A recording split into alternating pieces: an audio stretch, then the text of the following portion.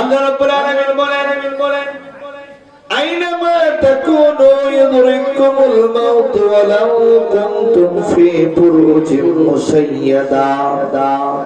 পৃথিবীর যেখানে পালাও না কেন তোমাকে খুঁজে বের করা হবে। তুমি পালাইয়া বাঁচতে পারবে না। যেখানে যাও তোমাকে ধরে নেওয়া হবে। তুমি যদি আসমানের মধ্যে পালাও তারপরেও তোমাকে ধরে নেওয়া হবে। আজরাইল যত সময়ে তোমার জান কবজ করবে তোমাকে একটু সময়ও পরে দেওয়া হবে না। নির্ধারিত সময়ের পূর্বে আবার তোমাকে তুলেও নেওয়া হবে না। সুতরাং তুমি যদি বাঁচতে চাও, আখিরাতের জীবন যদি সফল বানাইতে চাও, তাহলে তোমার জীবনকে আল্লাহ পাকের ইবাদত দিয়ে সাজাও। কার ইবাদত? আল্লাহর ইবাদত। সম্মানিত হাজিরিন, এজন্য আমাদের জীবনের মধ্যে নেক আমলের অনেক দাম। নেক আমল ছাড়া আমাদের জীবনের কোনো মূল্য নাই। এই সুন্দর দেহ আছে, এই দেহটারে আপনি এত যত্ন করেন, আজকে ইন্তেকাল করলে, আজকে মৃত্যুবরণ করলে একটু পরে আপনাকে কবরের মধ্যে দিয়ে দেওয়া হবে। লেপ দেওয়া হবে না, তুষক দেওয়া হবে না, বালিশ দেওয়া হবে না, কম্বল দেওয়া হবে না। তোমাকে 3 টুকরা অথবা মহিলাদেরকে 5 টুকরা সাদা কাফন দিয়ে প্যাকেট কইরা কবরের মাটির মধ্যে শোয়া দিয়া উপরে কয়টা বাঁশ দিয়া আবার তোমাকে মাটি দিয়ে প্যাকেট করে দেওয়া হবে। মাটি তোমাকে খেয়ে ফেলবে।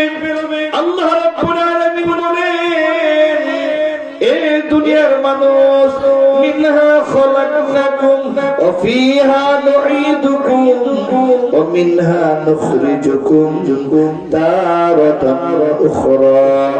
এই মাটি থেকে তোমাকে সৃষ্টি করা হয়েছে, আবার তোমাকে এখানে আইনে শেষ করে দেওয়া হবে। এই দেহটার মধ্যে আমরা কত নাচকে নিজেকে সাজাই, এই দেহটারে সাজাই, কিন্তু দেহটার কোনো মূল্য নাই। হাসরের ময়দানে তোমার নেক আমল দিয়ে তোমার বিচার করা হবে। যার নেক আমল বেশি হবে তার জন্য আল্লাহ রাব্বুল আলামিন এমন এক পুরস্কার রাখছেন।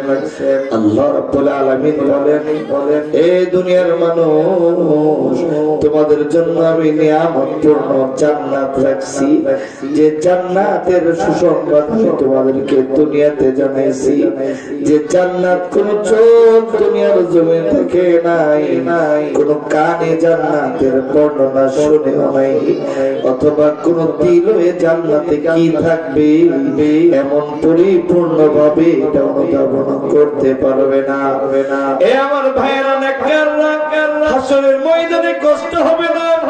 নেক আমল যদি আমল নামাই থাকে তাহলে তার হাসর হবে অনেক সফল, তার জান্নাতে যাওয়া হবে অনেক সহজ।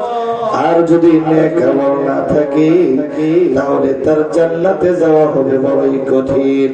নবীজি বলেন, যখন নেককারেরা ফুলসিরাতের উপরে গিয়ে পাড়া দিবে, ফুলসিরাতের নিচে অবস্থিত জাহান্নাম থেকে আওয়াজ আসবে, এ মালিক, কে আছে আমার উপরে? এ মালিক, কারে উঠাইছো? তাড়াতাড়ি তোমার বান্দারে ফুলসিরাত পার করে দাও।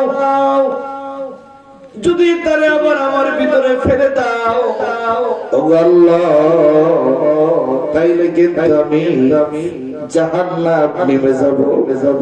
আল্লাহ, তুমি তার কিন্তু আমার ভিতরে ফালাইও না, কারণ যার ঈমান আর আমলের নূর আমাকে নিভাইয়া দেয়। সুবহানাল্লাহ।